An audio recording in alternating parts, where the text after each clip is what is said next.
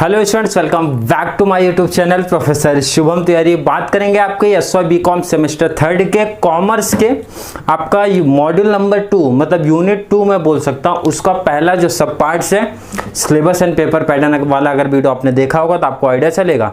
Module 2 का पहला जो मैं बोलूँगा पार्ट 1 जो है उसमें प्लानिंग एंड कोऑर्डिनेशन 2 टॉपिक है। नंबर ऑफ क्वेश्चंस की बात करूंगा, टोटल 5 क्वेश्चंस इसमें दिए गए, जिसमें 3 क्वेश्चंस आपके प्लानिंग के हो जाते हैं एंड 2 क्वेश्चंस आपका कोऑर्डिनेशन का बनेगा। तो बात करेंगे यहाँ पे आज का जो हमारा लेक्चर नंबर है, लेक्चर नंबर 11 आपको मिलेगा। 10 लेक्चर्स जो आपके थे वो थे यूनिट 1 के, मीन्स मॉड्यूल 1 का 10 लेक्चर्स में कंप्लीट करा के टोटल दिया गया था। लेक्चर नंबर 11 #13 आपको मिलेगा और इसमें टोटल 2 क्वेश्चन साथ में मिल जाएंगे आपको, steps in planning process and second importance of planning process, ताकि नंबर ऑफ लेक्चर्स का जो संख्या है ना वो आपकी कम हो जाए, मतलब कम लेक्चर्स में आपका सिलेबस जल्दी कंप्लीट हो। प्लानिंग आपने ऑलरेडी देखा है, बट डिटेल कॉन्सेप्ट नहीं देखा होगा। इंपॉर्टेंस ऑफ प्लानिंग आपने 12th में ऑलरेडी किया है। एक न्यू चीज जो आपको आ गई है, process of planning otherwise, process of planning otherwise, process of planning otherwise steps in planning, दोनों में से कोई भी नाम आ सकता है, तो इसका मतलब वही सेम क्वेश्चन है। प्लानिंग के बारे में बात करेंगे। देखो प्लानिंग जो स्टेप्स ऑफ प्लानिंग है रटना नहीं है, प्रैक्टिकल लाइफ में हम लोग ने यूज किया, हर एक चीज में देखा, हर एक चीज में प्लानिंग इन्वॉल्वमेंट होता है हमारा। तो प्लानिंग की बात करेंगे। प्लानिंग क्या है? प्लानिंग बात करेंगे कोई भी चीज की जो हम लोग सबसे पहले डिसाइड करते, मतलब सोचते हैं भाई, प्लान करते, कोई भी काम किस तरीके से करना है, कैसे करना है, किस मेथड से करना है, कौन करेगा, कब करेगा, ये होता है प्लानिंग। एंड हमारा फंक्शन ऑफ जो मैनेजमेंट था उसका प्राइमरी फंक्शन ऑफ मैनेजमेंट है आपका प्लान। तो मीनिंग तो वैसे मुझे नहीं बतानी चाहिए था इस वीडियो में, बट आपको बता दिया जाता है, डिफाइन भी लिखना है। प्लानिंग की बात करेंगे। Planning is the primary function of management. Planning हमारा प्राइमरी फंक्शन ऑफ मैनेजमेंट है। It occupies the first position in the management process, और हमारा जो मैनेजमेंट प्रोसेस है उसका पहला पोजीशन ये कवर करता है, पहले पोजीशन में रुक जाता है। Every function of management based on planning. Other जो फंक्शन रहेंगे किसके ऊपर डिपेंडेंट है? प्लानिंग के ऊपर, कि आपने प्लान क्या किया भाई, प्लानिंग किस बेस से किया, उसके ऊपर अदर फंक्शन जो आगे के हैं वो डिपेंड रहते हैं हमारे प्लानिंग के ऊपर। It includes deciding the things to be done is in advance. Planning को हम लोग बोल सकते हैं भाई फ्यूचर में जो काम करना है वो मैंने एडवांस में डिसाइड कर लिया है, उसको हम लोग क्या बोलते हैं? Planning. Planning involves the process of determining goals and objectives of the organisation. Planning क्या बोल रहा है? इन्वॉल्व्स द प्रोसेस ऑफ, एक प्रोसेस है of determining goals and objective, जो goal objective achievement means goal and objective set किए जाते हैं किसी भी कंपनी के। एक डिफाइन भी ऐड कर दिया, लास्ट वाला डिफिनेशन है planning and deciding in advance. बहुत लोग ने 12th क्लास में ये चीज पहले से करके रखी है। व्हाट टू डू, क्या करना है, हाउ टू डू, कैसे करना है, व्हेन टू डू, कब करना है, and who is to do it, कौन करेगा। तो ये हो गया आपका प्लानिंग। फर्स्ट बात करेंगे स्टेप्स। स्टेप्स में ध्यान से रखना है। अब जैसे सिंपल सा एग्जांपल दो प्रैक्टिकल, कि मैंने डिसाइड कर लिया भाई पहला स्टेप्स कैसे फॉलो करोगे, तो मैंने ये सोच लिया कि मुझे 95 मार्क्स लेके आने का है, तो 95 ये तो मैंने एक ऑब्जेक्टिव अपना सेट किया पहले कि 95 लेके आना है।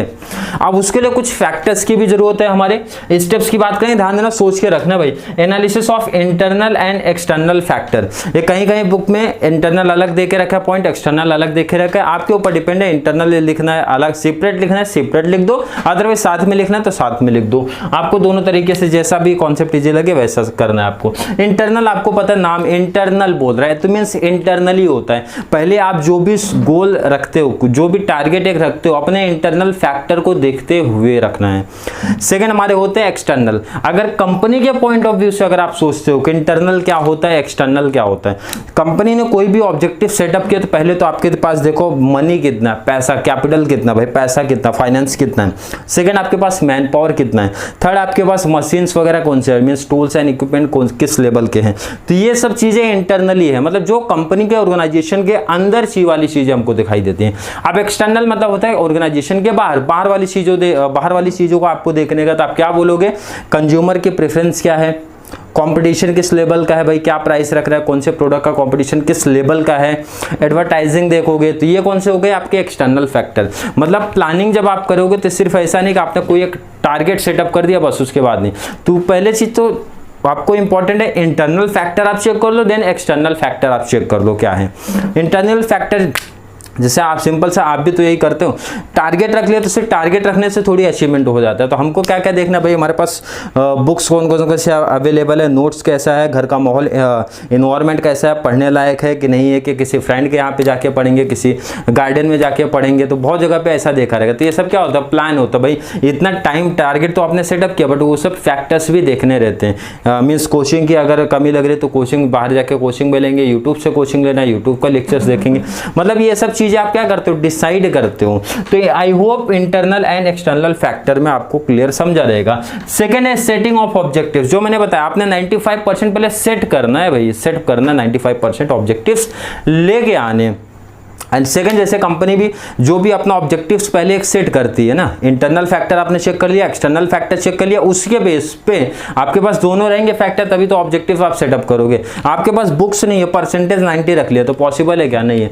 ना बुक्स लिया है, ना आपने कहीं कोचिंग लिया है, ना आप कॉलेज जा रहे हो, तो प्रॉब्लम क्रिएट होगा। मतलब फैक्टर्स भी तो अवेलेबल होने चाहिए जो टारगेट आप रखने जा रहे हो। तो सेम यहाँ पे बोला गया, पहले सेटिंग ऑफ ऑब्जेक्टिव्स कर लेना है। Next, framing alternatives plan. अब देखा रहेगा, देखो पढ़ाई के मामले में बहुत लोग अलग अलग प्लान करते हैं। जैसे कुछ लोगों ने प्लान किया, सर सुबह अकाउंट्स करेंगे, शाम को इको, ओसीएम एंड एसपी कर लेंगे। मींस आपके जो भी सुबह आपने, जैसे आप एसवाई वाले, तो कुछ बच्चों ने डिसाइड किया कि हम लोग क्या करेंगे, मॉर्निंग के टाइम पे अकाउंट करेंगे, एमए एंड एफए कर लेते हैं, शाम के टाइम पे क्या करते हैं, कॉमर्स करते हैं, एडवर्टाइजिंग करते हैं एंड लॉ कर लेंगे, एंड इकोनॉमिक्स मतलब थ्योरेटिकल पार्ट शामिल। हो सकता है किसी ने कुछ अलग प्लान किया और बोलेंगे एक एफए करूंगा तो एफए के साथ में इको एंड एडवर्टाइजिंग करूंगा, शाम को मैनेजमेंट लूंगा तो उसके साथ में कॉमर्स या फिर अदर टॉपिक सेलेक्ट करूंगा। तो ऐसा भी तो प्लान डिसाइड होता है। मतलब अलग अलग तरीके से हर बच्चा अपना कुछ अलग प्लान क्रिएट करेगा। कुछ बच्चे बोलेंगे सर कॉलेज के टाइम पे अकाउंट्स कर लेंगे, घर पे आके थ्योरेटिकल पार्ट करेंगे, या फिर उसका उल्टा हो सकता है। तो यहाँ पे क्या हो रहा है ना कि हम लोग अलग अलग प्लान डिसाइड कर रहे हैं। तो मतलब 3 से 4-5 प्लान हम लोग ने रेडी कर लिया भाई, किस किस तरीके से रहता है। अब जो बंदे मोटिवेट होते हैं एग्जाम के टाइम पे, 12th एंड 10th क्लास में आपने देखा रहेगा, तो यहाँ पे कैमरामैन कोई वहाँ पे खड़े नहीं तो मैं दिखाता। जैसे मैंने अपना ऑलरेडी यहाँ पे रेडी किया है, चार्ट एक रेडी किया है, इसके अकॉर्डिंग मैं अपना सिलेबस लेके चलता हूँ। मतलब आप लोग को पढ़ाने के लिए नहीं, मैं अपनी बात कर रहा हूँ जो मुझे पढ़ना रहता है। तो यहाँ पे रेडी टोटल सिलेबस, एक्चुअली मैंने यहाँ पे एक फॉर्मेट बना के यहाँ पे रख लिया कि कौन से सब्जेक्ट में कौन कौन सा टॉपिक है मेरा, कि टॉपिक मेंशन कर लिया भाई। और कोई भी टॉपिक मैं सेलेक्ट करता हूँ जैसे, तो डिसाइड कर लेता हूँ भाई इतने टाइम पे इतना होना चाहिए, परसेंटेज अगर इतना सोच के बैठा हूँ या फिर पासिंग मार्क्स जो भी डिसाइड करके बैठा हूँ उसके अकॉर्डिंग मुझे चलना है। क्योंकि एग्जाम डेट जैसा जो भी है मेरा, तो उसके हिसाब से देखो आपने सेट तो कर दिया है, बट आगे की चीजें देखो जो है ना वो प्रैक्टिकली समझा रहा हूँ आपने। आप लोग भी यही करते हो कि जैसे सुनने में आया है कि आपका एग्जाम जो है सितंबर एंडिंग अदरवाइज अक्टूबर में है, तो कुछ बच्चे क्या हो गए, एक्टिव हो गए। तो डिसीजन मतलब खुद आपके माइंड में वो चीज चालू हो जाएगी भाई कौन सा सब्जेक्ट कब तक क्लियर हो जाना चाहिए और कैसे कैसे उसकी तैयारी करनी है। तो सिंपल सा बोलता है, वही सेम चीज बोला, फ्रेमिंग अल्टरनेटिव्स प्लान। हम लोग को अलग अलग तरीके से प्लान लगा के रखना, मतलब फ्रेम करना है, बनाना है। अब उसमें से क्या करेंगे, स्टडिंग ए अल्टरनेटिव्स प्लान। अब प्लान तो आपने अलग अलग बना लिया, तो आप खुद से सोचोगे। अब देखो आपको क्या करना है, प्लान तो बना लिया, अब उसकी स्टडी करना है। जैसे मैं बात करूं, मैंने ये प्लान बना लिया, तो मैंने सोचा था अकाउंट्स क्या करूंगा, जैसे यहाँ पे लेके रखा अकाउंट्स। मैंने सोचा अकाउंट्स क्या करूंगा, सुबह का टाइम 2 घंटा कर लेता हूँ अकाउंट्स। फिर अकाउंट्स में देखा रहा, जैसे मेरे जो सिलेबस में वो बता रहा हूँ। अकाउंट्स में आपका एक तो एफए है, सीए है, इनकम टैक्स है, मैनेजमेंट एंड ऑडिटिंग को मैंने अकाउंटिंग में लेके रखा है। सेकेंड मैंने इकोनॉमिक्स एंड स्टैट्स रखा है। अब जैसे मुझे पता है कि स्टैट्स मेरा सबसे बेस्ट है, तो उसको मतलब मैथ्स वाले पार्ट जो हमारे सबसे बेस्ट है, तो उसको मैं लास्ट में करूंगा तो भी चलेगा, या फिर कम टाइम दूंगा तो भी चलेगा। तो ये क्या हो रहा है कि जो मैंने प्लान सेटअप किया था उसको अच्छे तरीके से मैं स्टडी करूंगा भाई। कि मेथड 1 मतलब जो मेथड मैंने बनाया था कि इस तरीके से पढ़ूं, सेकंड मेथड है उस तरीके से पढ़ूं, या थर्ड मेथड किया था वो तरीके से करूं। सेम कंपनी ऑर्गेनाइजेशन भी करती है भाई, प्लान तो रेडी कर लिया, तो कंपनी देखती है सबसे बेस्ट प्लान, मतलब हर एक प्लान की पहले तो स्टडी करनी है। सब प्लान की स्टडी करने के बाद कुछ ना कुछ तो रिजल्ट आएगा। क्या रिजल्ट आएगा, सेलेक्टिंग द बेस्ट प्लान। अब मुझे 3 से 4 ऑप्शन में जो मेथड इजी लगा। अब जैसे हो सकता है बहुत सारे बच्चे क्या करते हैं, अकाउंट्स अगर सुबह कर लिए तो शाम को नींद आती है, तो मैं क्या करता हूँ, अपोजिट करता हूँ। नींद आ रही है तो अकाउंट्स या फिर मैथ्स ले लेता हूँ, टैक्स ले लेता हूँ, सबसे अच्छा, इससे कभी बोरिंग नहीं होता है। और इनकेस माइंड फ्रेश है तो सबसे बेस्ट कौन सा पड़ता है आपका, कॉमर्स सेलेक्ट कर लिया, बिजनेस सेलेक्ट कर लिया, इकोनॉमिक्स सेलेक्ट कर लिया। मतलब ये चीज होता है। तो ये क्या हो गया कि मुझे सबसे बेस्ट मेथड लगा, तो मुझे बेस्ट मेथड यही लगा। जब मुझे बोरिंग होता है, पढ़ने का मन नहीं है, तो सबसे बेस्ट क्या कर लेता हूँ, टैक्स उठा लो, या फिर सीए या फिर एमए उठा लो, मतलब तीनों अकाउंट्स में से कोई अकाउंट्स ले लो। सबसे बेस्ट है मैथ्स सेलेक्ट कर लो। तो ये क्या हो रहा है मैं कि प्लान तो अब मतलब जिस तरीके से मैंने सेटअप किया था ठीक है, उसमें से बेस्ट प्लान मुझे यही लगा। बेस्ट प्लान कौन सा लगा कि जिस टाइम बोरिंग होगा उस टाइम कौन सा प्लान सेलेक्ट कर लूंगा मैं, तो यहाँ पे सेलेक्ट करूंगा जो मुझे बेस्ट लगा वो चीज़ सेलेक्ट करूँगा। सेम कंपनी भी की 5 प्लान रेडी किया, 5 में से बेस्ट प्लान कौन सा है उनको उसको सेलेक्ट कर लेना है। तो यहाँ तक तो आपने अभी तक कोई काम नहीं किया, यहाँ तक तो अभी तक कोई काम नहीं हुआ। यहाँ तक तो आपने सिर्फ अपने फैक्टर्स देखे, इंटरनल एक्सटर्नल फैक्टर्स देखे, उसको ऑब्जेक्टिव्स को अपना सेटअप किया, देन उसके अकॉर्डिंग अलग अलग प्लान हमने बनाए, हर एक प्लान की स्टडी की, उसके बाद सबसे बेस्ट प्लान सेलेक्ट किया। अब सेलेक्ट करने के बाद अब उसको मैं क्या करूंगा, इंप्लीमेंटेशन ऑफ प्लान, मतलब डिसाइड कर लिया मैंने कि भाई ऐसे ऐसे टाइम पे प्रोसेस करूँ, मतलब पढ़ाई करूंगा। जैसे मॉर्निंग के टाइम पे मैंने डिसाइड किया कॉमर्स लूंगा, मैनेजमेंट लूंगा, ये 2 सब्जेक्ट, क्योंकि मॉर्निंग के टाइम लोग क्या होते हैं, फ्रेश होते हैं भाई, अच्छा माइंड चलता है वहाँ पे, तो ये सब्जेक्ट ले लेता हूँ। शाम के टाइम बोर होता है तो क्या करूँगा मैं, वो टाइम पढ़ना चालू करें। तो ये होगा मैंने इम्प्लीमेंटेशन, मतलब आज प्लान कर लिया, प्लान के हिसाब से हर एक चीज़ यहाँ तक डिसाइड हो गई, अब कल से पढ़ना चालू, कल से पढ़ाई क्या करने वाले, स्टार्ट करने वाले। तो ये क्या हो रहा, इम्प्लीमेंटेशन ऑफ द प्लान, जो मैंने प्लान किया है उसको इम्प्लीमेंटेशन करना। और लास्ट में क्या आता है, रिव्यू। रिव्यू होता है भाई जो टारगेट सेटअप किए हो, जैसे मैंने बताया जो स्कॉलर बच्चे होते हो टारगेट सेटअप कर लिए हैं तो उसके हिसाब से क्या करते हैं, पढ़ाई करना चालू करते हैं। तो पढ़ाई और बीच बीच में चेक करते रहते भाई, जो प्लान किए थे इतने मंथ में इतना हो जाना चाहिए, इतने मंथ में ये हो जाना चाहिए, तो उसको चेक भी करते रहते भाई कि जो मैंने प्लान किया था मीन्स स्टैंडर्ड जो रखा था उसके अकॉर्डिंग एक्चुअल परफॉर्मेंस मेरी हो रही है कि नहीं हो रही है। प्लानिंग देखो, स्टेप्स ऑफ प्लानिंग में रटना नहीं है भाई, प्रैक्टिकल चीज है, ठीक है, ये प्रैक्टिकल चीज है एकदम, जो देखते हो ना एकदम प्रैक्टिकल चीज है। एक तो आप पढ़ाई को लेके ले सकते हो, steps and process of planning, planning का पार्ट आप समझ सकते हो एकदम सिंपल सा कॉलेज में। तो देखो मैं अपने एक फ्रेंड की कहानी आपको बता रहा हूँ जो FY BCom से स्टार्ट हुई थी एंड TY BCom तक का उसका रिजल्ट इसी तरीके से चला है। बेस्ट है, देखो सबसे बेस्ट एग्जाम्पल जो मुझे लगता है steps of planning and process of planning की कहानी आपको सुनाता हूँ। मेरे एक फ्रेंड ने क्या किया, पहले तो उनको भाई साहब को या फर्स्ट ईयर में आए तो फर्स्ट ईयर में नए कॉलेज में जब एडमिशन लिया तो उन्होंने सबसे पहले डिसाइड किया कौन सी लड़की को पटानी है। तो डिसाइड किया मीन्स क्या, उनको उनकी उस लेवल का भाई उन्होंने अपने हिसाब से मीन्स बोल सकते हैं ना अपने अकॉर्डिंग जो जिस पे उनका दिल आ गया भाई साहब, तो उन्होंने पहले तो अपना ऑब्जेक्टिव सेट कर लिया, means setting of objectives, objective set कर लिया भाई उस वो लड़की मेरी है, सेट करना है, हुआ नहीं है, करना है। तो analysis of internal and external factor का एग्जांपल मैं यहाँ पे दूंगा। तो जैसे उन्होंने इंटरनल फैक्टर की बात करूँ भाई, तो उन्होंने पहले ये डिसाइड किया कौन कौन से ऐसे लोग हैं जो हमें सपोर्ट करेंगे, मतलब फ्रेंड सर्कल में। तो 2 से 3 लोग थे सपोर्टिव थे और कुछ बच्चे सपोर्ट करने वाले में से नहीं थे, जिसमें से मैं भी एक हूँ। मैं तो मजे लेता था कॉलेज में, जैसा होता फ्रेंड सर्कल अगर साथ में रहते तो मजे लेने वाली पार्टियों में से हम लोग थे। 2 से 3 फ्रेंड सर्कल, बाकी फ्रेंड सर्कल में वो भी थे बट हम ऐसे थे सिंगल बंदे थे तो हम सिर्फ मजे लेने वाले काम करते थे। इसीलिए उन्होंने क्या किया ना, हम लोग को थोड़ा सा साइड किया मीन्स हम लोग को ये सब बातें नहीं पता थी।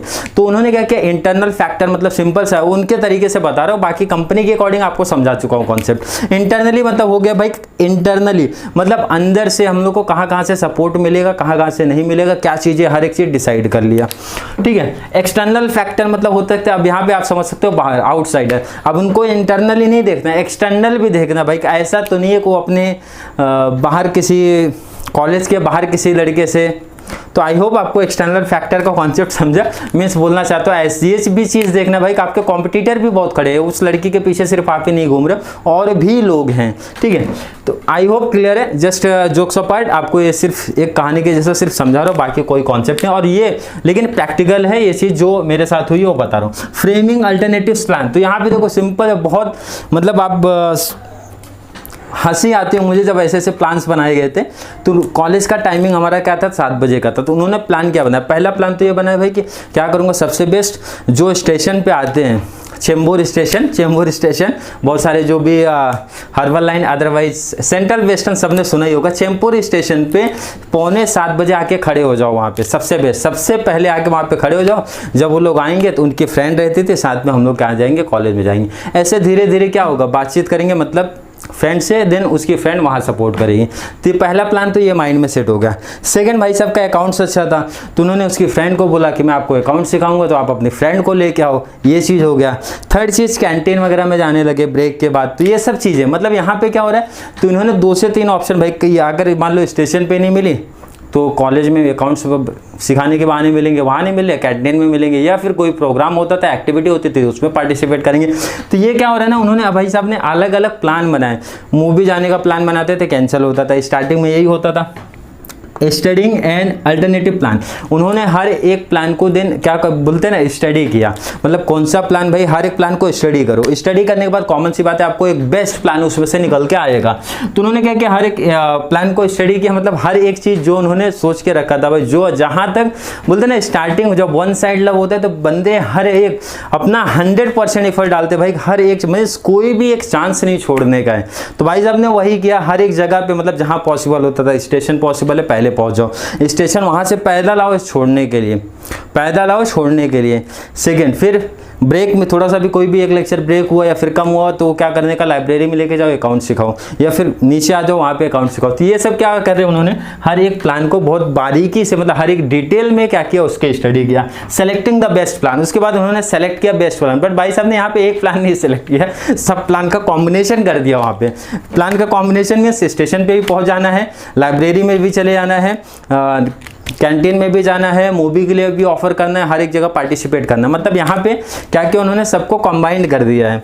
और implementation of the plan, plan को यहाँ पे तो सोच लिया, फिर इम्प्लीमेंटेशन करना चालू किया, और लास्ट में जो रिव्यू मिला है, मतलब इम्प्लीमेंटेशन तो हर एक चीज़ सोच लिया, भाई ये करेंगे, वो करेंगे, ऐसा करेंगे। यहाँ तक कि बताओ 3 साल FY, SY एंड TY तीनों साल अपनी तरफ से भाई अपने एक्सपेंसेस डेबिट डाल के उन्होंने क्या किया, उनका बर्थडे सेलिब्रेशन किया था अपना डेबिट करके भाई। इसीलिए लड़कों को समझाया जाता है हर जगह डेबिट नहीं करना चाहिए। डेबिट करने के बाद रिव्यू क्या मिला ईयर एंड में, मतलब उन्होंने तो प्लान से ही किया था, भाई प्लान जैसे कर रहे जा रहे 3 साल तक क्या हो गया, हाँ हुआ ही नहीं। तो यहाँ पे रिव्यू इनका क्या मिला, नो, मतलब जितना भी डेबिट किया, जितना भी टाइम वेस्ट किया, जितना भी मनी वेस्ट किया, उसका रिजल्ट क्या मिला, यहाँ पे 0। बट कंपनी इस तरीके से नहीं चलती। ये तो एग्जांपल दिया गया था, ये स्टेप्स एंड प्रॉपर प्रैक्टिकल हर एक चीज़ में यूज़ होता है। एक तो इस मैटर में देखो, नहीं तो हर एक चीज़ में मैंने बोला अप्लाई होता है। मैंने पढ़ाई का एग्जाम्पल दिया तो पढ़ाई वाला कॉन्सेप्ट, ये सिर्फ कॉन्सेप्ट समझाने के लिए था कि कॉमर्स के बच्चों को इस मेथड से बहुत जल्दी समझ में आता है। तो I hope steps in planning and process of planning आपको क्लियर रहेगा। फिर भी कोई डाउट कन्फ्यूजन क्रिएट होता है कॉमेंट में ऐड कर देना। एंड अगर वीडियो ये वाला कहानी कॉन्सेप्ट अगर इजी लगता है, अच्छे से समझ में आओगे तो वो भी अच्छे से कमेंट कर देना, सर को भी मोटिवेशन मिलना चाहिए वो चीज़। अब यहाँ पे ध्यान से सुनेंगे, अगला क्वेश्चन क्या बोल रहा है, इंपॉर्टेंस ऑफ प्लानिंग। अब जो बच्चे अलग अलग क्वेश्चन अलग अलग पॉइंट नहीं करना चाहते उनको मैं पहले सजेशन दिया था, इंपॉर्टेंस ऑफ प्लानिंग आएगा तो आप इंपॉर्टेंस ऑफ मैनेजमेंट वाला क्वेश्चन लिख देना, ठीक है, क्योंकि इंपॉर्टेंस तो एक ही आएगा। बट एक किसी स्टूडेंट ने कमेंट किया था, सर मेरे एग्जाम में इंटरनल में या फिर एग्जाम तो हुआ नहीं, फिर भी उसने कमेंट किया था, सर हमारे एग्जाम में इंपॉर्टेंस ऑफ आई थिंक शायद कोऑर्डिनेशन या प्लानिंग आया था और इंपॉर्टेंस ऑफ मैनेजमेंट आया था। तो क्या करेंगे, सेम पॉइंट्स कैसे लिख सकते हैं।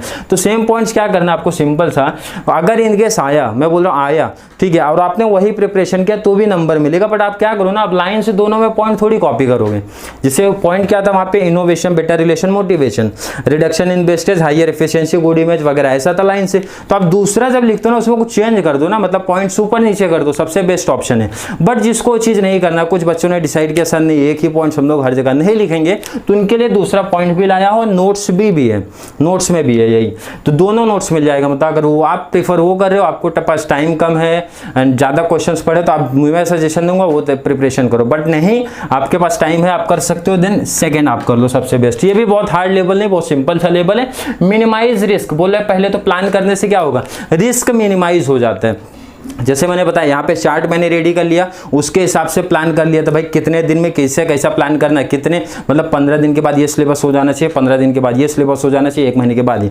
तो इससे क्या होगा ना, जो मैंने सोच के रखा है 80% सोच के रखा है, तो 80 नहीं तो 80 के आसपास तो आएगा। मतलब जो रिस्क है आप बिना प्लान के तो पॉसिबल ही नहीं है कि अपना मतलब जो रिजल्ट है अचीवमेंट कर पाओ। तो ये क्या करता है, सिंपल सा प्लान हेल्प करेगा, आपका जो रिस्क है ना उसको मिनिमाइज करने में करेगा। फैसिलिटीज, प्रॉपर डायरेक्शन, तो इससे क्या रहेगा कि अगर आपने प्लान किया, जैसे एक सिंपल या प्रैक्टिकल चीज मैं बता रहा हूँ और इसी वे से प्रीफर करता हूँ मैं अपना। मैंने यहाँ पे चार्ट बना लिया, चार्ट बनाने से हर एक चीज मुझे एकदम सिस्टम से बार बार देखता था, अब ऐसा याद भी हो गया कि मुझे अकाउंट्स में कौन कौन से सिलेबस करने हैं, इकोनॉमिक्स में मेरा क्या क्या सिलेबस है, मैनेजमेंट में क्या सिलेबस है, कितना पढ़ना है। तो ये क्या हो गया, प्रॉपर डायरेक्शन भी मिलता है भाई कि एक जैसे सपोज यहाँ पे बात करो कोई भी टॉपिक आप ले लो, स्टैट्स का पार्ट लो तो 1 2 3 4 5 6 7 8 चैप्टर्स है। तो चैप्टर्स तो नाम के जैसे आप लोग का आता है ना, एक चैप्टर यूनिट मॉड्यूल, उसके अंदर कितने सारे क्वेश्चन, सेम हमारा भी है। तो मैं कोई नंबर ऑफ क्वेश्चंस के बेस पे डिसाइड कर लेता हूँ भाई, डिसाइड कर लेता हूँ कितने लेक्चर्स देने हैं, क्या क्या टॉपिक्स इंपॉर्टेंट है उसको हाईलाइट करो, रिवीजन के टाइम करूंगा। तो ये सब चीज कब पता चलेगा, जब आपका डायरेक्शन प्रॉपर होगा। तो कंपनी भी सेम वही करती है, प्रॉपर डायरेक्शन के बेस पे चलती है। एग्जांपल आपको इसलिए दिया जा रहा है ताकि आपका कॉन्सेप्ट क्लियर हो जाए अच्छे तरीके से। फैसिलिटीज ऑर्गेनाइजिंग, ऑर्गेनाइजिंग में सब यहाँ पे आप समझ सकते हो। देखो चार्ट तो मतलब मैंने बना के रख लिया, सिलेबस तो लेके रख लिया, अब ऑर्गेनाइज भी करना है। ऑर्गेनाइज क्या करना है, सबसे पहले तो मुझे नोट्स चाहिए या बुक्स चाहिए, टेक्स्ट बुक चाहिए, जो भी चाहिए, एंड उसके साथ में यूट्यूब पे कुछ लेक्चर्स चाहिए, वो भी परचेस करूंगा लिखने के लिए। मतलब हर एक रिसोर्सेस जो है उसको कलेक्ट करो भाई, लेके आओ। अब पीछे जैसे जहाँ पे कैमरे के पीछे, ये तो जस्ट मैं अपने रूम में ही शूट कर रहा हूँ, यहाँ पे सामने मेरा बेडरूम होता है एंड पीछे जस्ट उसके ऊपर पूरा बुक्स आपका दिखेगा। SY का सेम थर्ड का कंप्लीट बुक मिल जाएगा एंड TY का, एंड मेरा तो ऑलरेडी ऊपर वहाँ पे लगा हुआ है, सेट हुआ है। तो प्रिपरेशन मेरी भी चालू, मतलब पीछे पूरा बुक्स दिख रहा है एंड सामने तो आपको क्या दिख जाएगा, बोर्ड दिख जाएगा। तो यहाँ पे क्या है, जितने भी ऑर्गेनाइजेशन मेरे को चाहिए आपके SY सेमेस्टर थर्ड के लिए, तो मैंने वहाँ पे लाके रखे हैं। प्लस जो मेरा सिलेबस है उसके लिए जो रिसोर्सेस चाहिए वो भी लाके रख लिए हैं। हर एक रिसोर्सेस, ऐसा ना हो जो प्लानिंग किया उसमें अगर कोई रिसोर्सेस चाहिए तो वो उसकी कमी हो रही, तो हर रिसोर्सेस को लाके क्या कर लो, आप कलेक्ट कर लो। फैसिलिटीज कोऑर्डिनेशन, आप जब प्लान करोगे तो उसी हिसाब से तो आपको पता चलेगा भाई, प्रॉपर कोऑर्डिनेशन भी तो चाहिए। प्रॉपर कोऑर्डिनेशन जैसे अब यहाँ पे इसका एग्जाम्पल आप कंपनी की तरफ से समझ सकते हो। कंपनी में अलग अलग एक डिपार्टमेंट होता है, जैसे फाइनेंस डिपार्टमेंट है या फिर सेल्स डिपार्टमेंट है, ऐसे अलग प्रोडक्शन डिपार्टमेंट है, अलग अलग डिपार्टमेंट है। तो उसमें प्लान के हिसाब से कोऑर्डिनेट भी तो करना पड़ेगा। तो ये कौन हेल्प करेगा, प्लानिंग हेल्प करता है।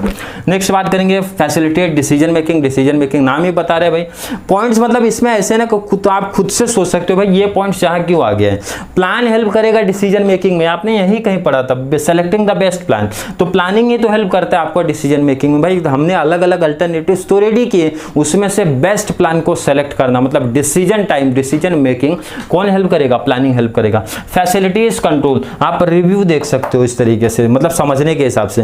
कंट्रोल मतलब होता है, मैंने जैसे बताया था चार्ट मैंने रेडी किया, काम करना उस पर चालू किया, तो काम करना चालू किया तो मैं ये चीज़ देख सकता हूँ मैंने सोचा क्या था एक्चुअल में सोच के रखा था सर ये डेट को इतना सिलेबस मेरा कंप्लीट होगा। जैसे आप लोग ने भी सोचा होगा कि सर अगस्त एंडिंग में इतना सिलेबस, मतलब हर 2 मॉड्यूल 2 कंप्लीट हो जाना चाहिए। 4 मॉड्यूल है तो अगस्त एंडिंग तक 2 मॉड्यूल कंप्लीट हो जाना चाहिए, या फिर ऐसा आपने कुछ तो सोच के रखा होगा।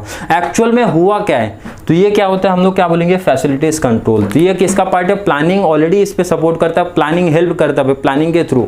तो आपको ये भी चीज़ देखना है। इनकरेज इनोवेशन, इनोवेशन तो नया कौन करता है, प्लानिंग करता है। प्लानिंग सपोर्ट करता है भाई इनोवेशन। इनोवेशन मतलब सिंपल से आप समझ सकते हो न्यू एंड बेटर प्रोडक्ट। आपका प्रोडक्ट पहले वाले से कुछ तो नया होना चाहिए एंड बेटर प्रोडक्ट होना चाहिए, एंड उसमें ज़्यादा कॉस्ट का मतलब इंक्रीमेंट नहीं होना चाहिए, and new and creative ideas भी होने चाहिए, नया और क्रिएटिव आइडिया होना चाहिए। इनोवेशन मतलब सिंपल सा बोले तो कुछ नया दिखना चाहिए आपको। फोकस ऑन गोल, तो ये कॉमन सी बात है भाई, ये यहाँ इसीलिए लगाया गया है क्योंकि डेली आऊँगा तो डेली सिलेबस देखूंगा, सिलेबस नहीं कवर हो रहा है, सिलेबस नहीं कवर होगा तो टेंशन ऑलरेडी बढ़ेगा। लेकिन जितना सिलेबस मेरा कवर हो जा रहा है तो इससे क्या होगा, गोल पे मेरा फोकस रहेगा भाई, कितने परसेंटेज सोचा हूँ, कितने नंबर ऑफ क्वेश्चंस कवर करने की सोचा हूँ। तो ये प्लानिंग हेल्प करेगा भाई, प्लान तो करना, प्लानिंग है कि इसीलिए बोलते हैं बहुत इंपॉर्टेंट पार्ट है फंक्शन ऑफ मैनेजमेंट का। तो गोल उसी हिसाब से क्या करता है, गोल पे फोकस करता है। मोटिवेशन भी आएगा इस पे। मोटिवेशन क्यों आएगा, कैसे आएगा, देखो इधर सिंपल सा मैं बोलूँ, टॉप लेवल मैनेजमेंट जब कोई डिसीजन लेता है तो चाहे प्रोडक्शन को लेके या कोई भी चीज़ को लेके, अगर वो सबऑर्डिनेट्स मींस हमारे एम्प्लॉइज़ को अगर इन्वॉल्वमेंट उसमें कर लेता है, इससे वो ऑलरेडी मोटिवेट हो जाएंगे। और मोटिवेशन का तो बहुत सारे, जैसे ज़रूरी नहीं कि कहाँ आपने पढ़ा था ये क्रिटिसिज्म वाले कहानी में पढ़ा था, criticism by employ employer and psychologist पढ़ा था। तो उसमें पढ़ा था ना सिर्फ एम्प्लॉय को हम लोग पैसा दे के मीन्स इंसेंटिव वेजेस दे के मोटिवेशन नहीं प्रोवाइड करा सकते। दूसरा भी तरीका है कि उनको अगर ये फील करा दे हम लोग कि भाई कंपनी उनके वेलफेयर के लिए सोच रही है, कंपनी उनको इंपॉर्टेंस दे रही है, तो सामने वाला खुद ही क्या करेगा, मोटिवेट हो जाता है, अपना समझ के काम करता है।